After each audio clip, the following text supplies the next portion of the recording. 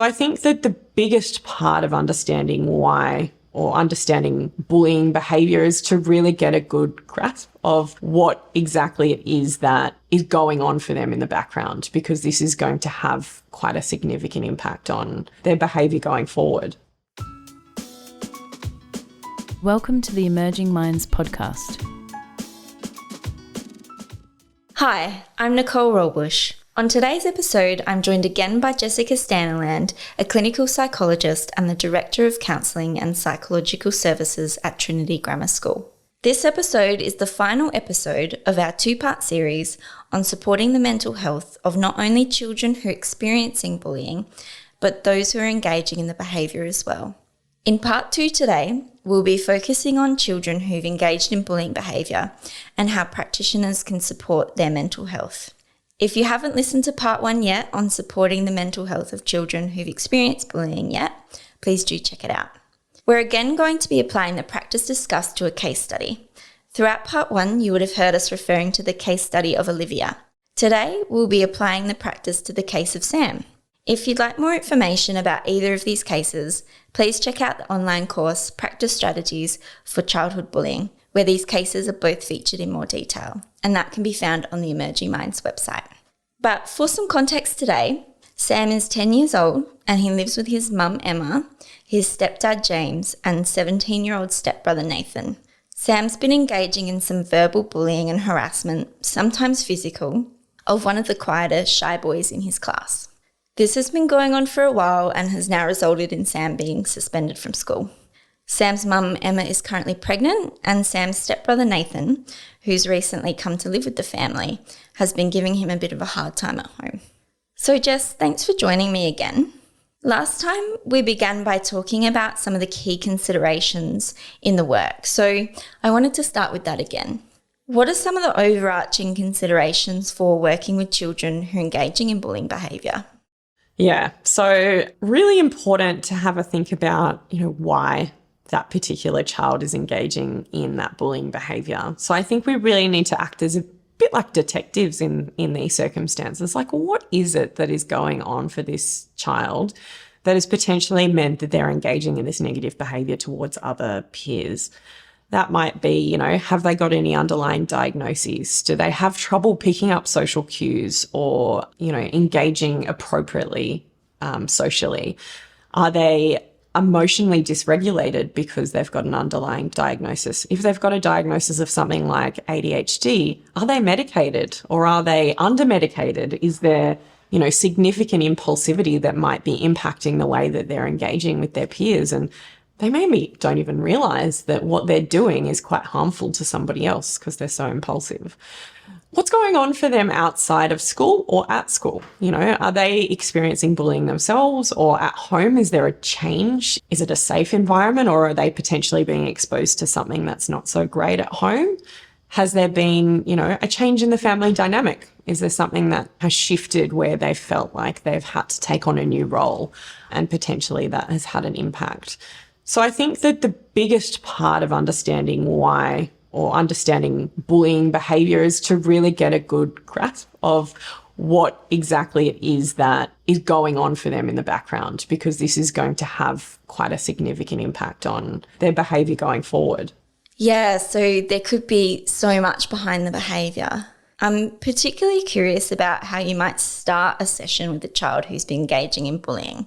And why that is because I imagine there can be a bit of protest going on about being confronted by their behaviour, perhaps a bit of, justification or minimisation, particularly going on initially.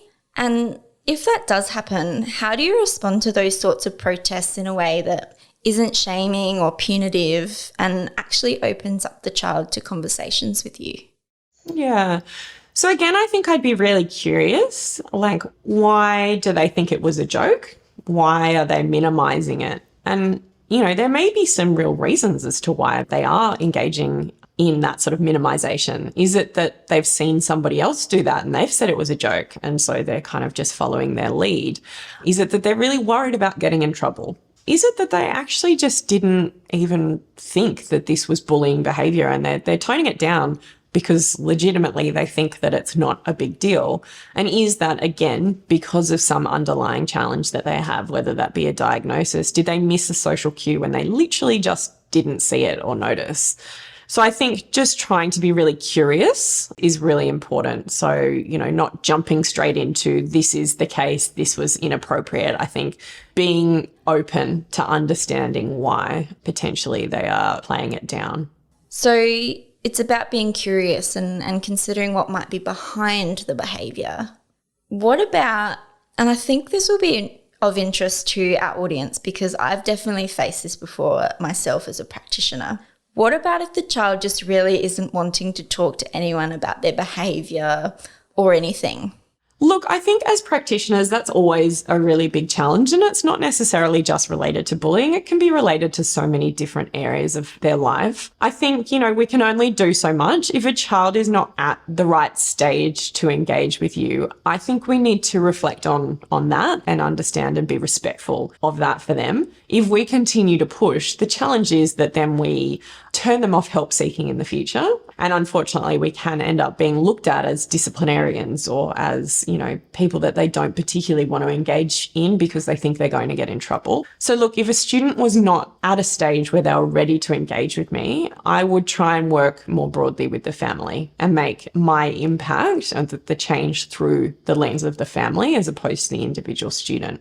So I think it's important for us to remember, in any situation, if a student is not ready to come to us, give it a try for a couple of sessions. Sometimes I'll say to students, you know what, why don't we just give it 3 sessions? If you're really not interested after 3 sessions, that's absolutely fine. You don't need to keep coming back. Usually when I've said that, most of the time they'll come back for more than 3 sessions. So it's about putting the ball in their court, giving them a sense of ownership around the approach. But again, if they're not ready, they're not ready, and it's actually going to do more harm than good in working directly with them. Yeah, that's a tricky one because you want to help, but you might be kind of pushing them away from that help seeking in the future.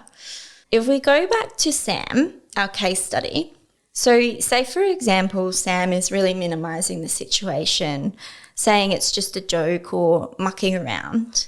How might you respond to Sam and his protests about his bullying involvement? Yeah, so again, in that circumstance, like for Sam, potentially, there are reasons underlying why he's saying it's a joke and why he's just mucking around. It might be around, trying to prevent the attention being brought on him. It might be that maybe his older brother had said it was a joke too and he was following that lead. I think just trying to understand what's going on at home for him in terms of the family dynamics is really important, because I think there's a lot more for him playing into this situation. So I think, again, the key is just being as curious as you can. What is it that potentially is making him think it's a joke? The other thing that you could potentially do is to help him to see it from other people's perspectives. So it might be engaging in some role plays. It might be to get him to kind of think, look, if I was in that person's shoes, would I be seeing it as a joke? Okay, how else might you see it? Are there some other ways of looking at what's happened here that might mean that it is not a joke? What sorts of factors might make it a bigger deal for some people than other people? So helping him to kind of step into the shoes of the people around him. Yeah, I find that so interesting because I think protests can so easily be taken at face value, but there's actually a lot going on behind them. It makes me think about how children don't necessarily want to be bullying others. Like, they've got preferences and values around engaging with others, and I imagine they don't include bullying. Is exploring values and preferences important in this work? And if so, how do you go about it?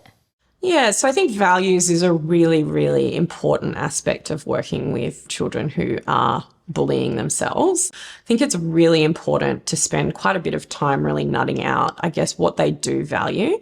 Usually I do that by, a values-based activity where they need to sort of identify and prioritize a number of different values that are really important to them in their life. I may ask them to have a think about somebody that they look up to, that they admire, that they'd really be like to be like, and think about what values that person upholds or eludes and the types of behaviours that that person engages in that are attractive to this young person or to this child. So helping them to really identify what's important to them moving forward.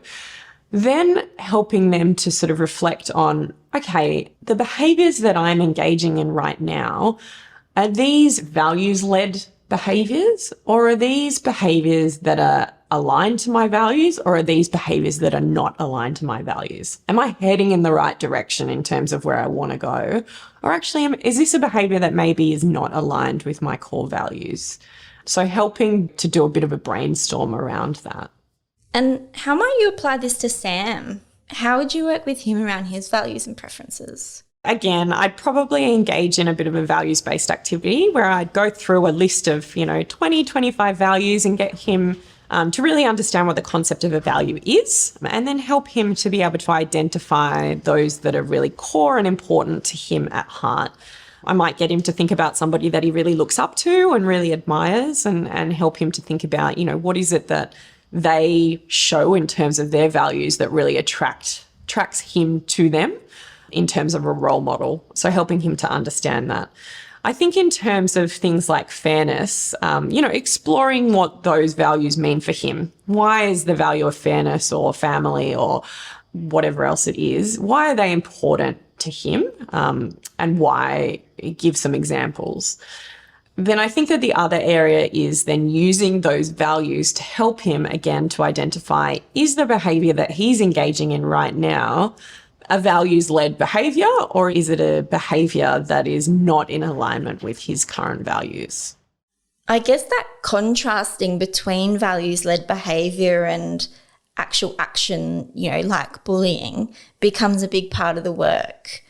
I'm wondering how you go about highlighting these contrasts, because I imagine you have to be careful in not being shaming, sort of saying, oh, you said this is important to you, but now you've gone and done this, which wouldn't be particularly helpful. How do you ensure that those contrasts are brought into the light safely? For example, with our case study, Sam. Yeah, absolutely. So I often am just really reflective in those situations. I guess I'd probably take a bit of a motivational interviewing approach, and I'll sort of just be really reflective and say, okay, so on the one hand, you've talked a lot about how fairness is really important to you, and you've given a couple of examples of why fairness is really important to you. But I guess on the other hand, I've heard this situation about you engaging at school with this particular boy. And, I guess I'm just wondering, would that be in alignment with your value around fairness? Would that be a behaviour that you think would be something that your role model might display?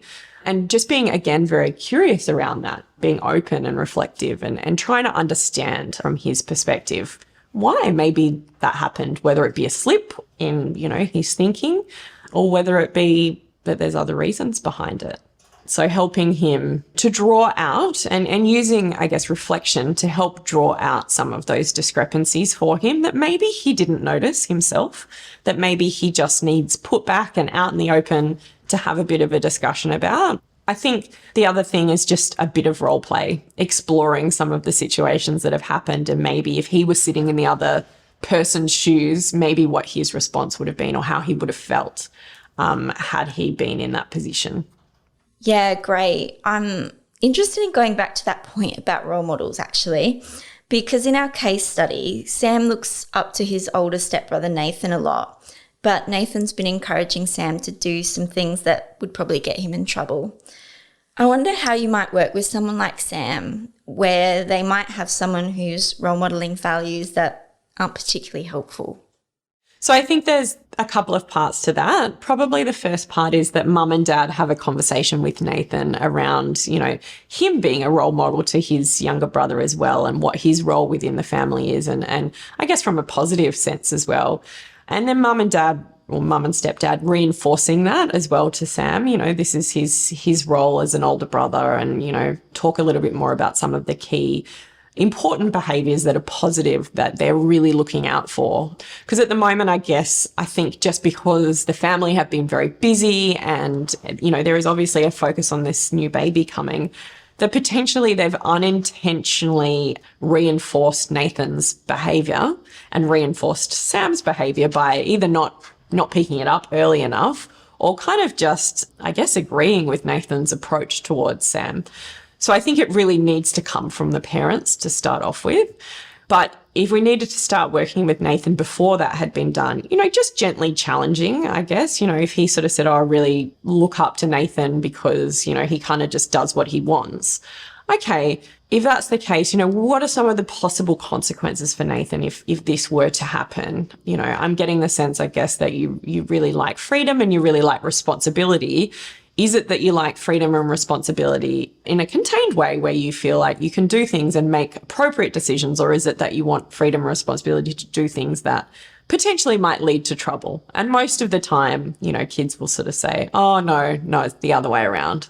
So helping to sort of really clarify exactly what it is that they want or what they admire in that person. And so once you're really clear on the child's values, how they want to be seen in the world or interact with the world, and also those contrasts have been uncovered, how might you support the child to continue to, I guess, live by those values? Yeah, and it's really tricky. And I think the biggest thing here, particularly in this case, but in many cases, is that it's not always going to be about a single person change. I think we need to understand that bullying is a much broader topic. And I think particularly when you are working with somebody who is engaging in bullying behaviour, there's often a lot more going on within either the school setting or within the family. I think in Sam's circumstances, there's been a lot of changes in the family dynamic. He's becoming an older brother. He has had a new person come into the house. The attention dynamic has completely changed. So whilst, it would be really important for us to work directly one-on-one with him around setting some goals, thinking about who he wants to be seen as, what type of a big brother would he like to be when his younger baby brother is born? What type of a role model would he want to be as he grows up? How does he want to be seen at school? Does he want to be seen as a leader or does he want to be seen as a follower? So whilst we can do all of that individual work, there also is much broader family work that needs to happen. And look, as a school counsellor, that can't always happen, by me, but it can happen more broadly with family counselling. I think in Sam's situation, there were a lot of changes. Mum and dad, or he no longer sees dad, his mum and his stepfather, are pregnant. There is a new baby that's about to come along.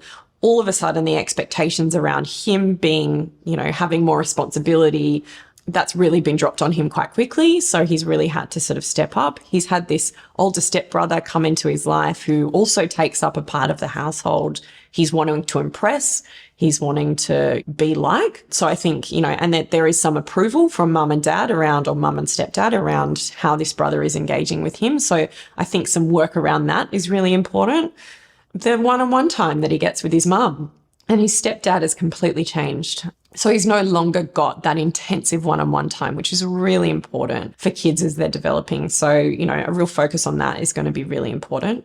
The other thing, if we look a little bit from a family systems perspective, is, the roles within the family have changed and they've shifted. And that is always going to result in some inconsistency and people having to slot into different roles within the family. So I think, for him, it's going to need to be a lot broader work. And that might mean that he can see somebody at school, a school counsellor, who can work on some of those goals. But more broadly, family counselling is going to be really important here. I think that's a really important point to remember, actually, is that this work can't just be done with the child alone. That families should be involved, whatever the circumstances. But particularly in cases like Sam's, where there's lots of dynamic shifts and changes happening within the family with a new baby and Nathan coming to live with them. So how might you have that conversation with Sam's mum and stepdad? What sorts of things would you want to raise with them as a practitioner? Yeah. So I think, it'd be really important, again, to be really reflective and say, this has been a really rough time. There's been a lot of change within the family. Ask them, what do they think has changed? How do they think that their dynamic potentially with Sam has changed with the older brother coming home, the new baby on the way? I guess doing a bit of psychoeducation around the impact of that one-on-one attention and, how important that is for Sam to still feel valued as part of the family and to still have a role. I think at the moment we've kind of seen this need for him to step up by making life easier for mum, which is really important, but we haven't seen much of a shaping around what is his role going to be as a bigger brother? And, what are some of the really great things about that? What sorts of responsibilities are going to be extra that he can take on that he's really going to like? And what sort of teachings and learnings can he then think about handing over? So I think his role within the family has really changed. And in his mind, I'd say probably not for the better at the moment. And so I think, helping the family to understand the importance of dedicating a bit of time to helping him still to feel really valued and an important part of the family, not just for the older brother, but for them too. Yeah, that family environment and support is so crucial. You mentioned before that the individual work with the child is also important though. I'm wondering if you could go into a bit more detail on what the individual work with Sam might look like. Yeah, so just helping him to set some goals and helping to touch base with, those goals on a regular basis. How are we going where your behaviours aligned with your values and your goals, having that kind of regular touch base. Lots of praise and reward for his positive behaviour. That's so important. Acknowledgement and positive attention towards some of the great stuff that he's doing is really important, because at the moment it kind of sounds like the attention is not positive. It wasn't actually present for some time, and then it wasn't positive. So I think, trying to reverse that attention ratio is really important. Helping him to kind of have some ways to remind himself to engage in positive behaviours, remind himself of his goals. Maybe he has a little goal tip sheet in his pocket, or maybe he has something up on his notice board at home that he can look back on and remind himself, this is how I'm going to present today. This is what I'm really going to try and focus in on. But lots of really positive acknowledgement. Yeah. Yeah, that positive acknowledgement and attention. I think that can actually be missing for kids engaging in bullying, because they're getting attention but for kind of the wrong reasons. And I wonder if after a while they sort of start taking that on board and forget that there's more to themselves than the bullying behaviour. So we're at the end of our time together, but is there anything final you wanted to say about children who are engaging in bullying and supporting their mental health? Yeah, I think, the most important thing is just to remember that it's usually not a behaviour that happens in isolation. It's usually the result of something much broader going on within their system or their environment. In this case, it's family related, and most often there is something bigger going on. It might be a change that's happened. It might be a change in school. It might be a change in family dynamics. It might be a new diagnosis. It might be a change in medication. There's usually something else going on behind the scenes that's really important for us to understand, because otherwise we can easily get into that, approach of blaming without knowing the full story and really understanding. So I think for me, that's why I try and really use that sort of reflective and curious approach to just understand what is going on for that particular child and their broader environment. Yeah, all important things to remember. Well, thank you so much, Jess, for speaking with me over the course of these 2 episodes. I've really enjoyed hearing about your work and how it can support children's mental health when they've been experiencing or engaging in bullying. And thanks to our listeners as well for joining us. I hope you've taken as much away from this as I have. If you're interested in learning more about practice approaches like those discussed in these episodes, please check out the Practice Strategies for Childhood Bullying online course, available now on the Emerging Minds website. Bye for now. Visit our website at www.emergingminds.com.au to access a range of resources to assist your practice. Brought to you by the National Workforce Centre for Child Mental Health, led by Emerging Minds. The National Workforce Centre for Child Mental Health is funded by the Australian Government Department of Health under the National Support for Child and Youth Mental Health Program.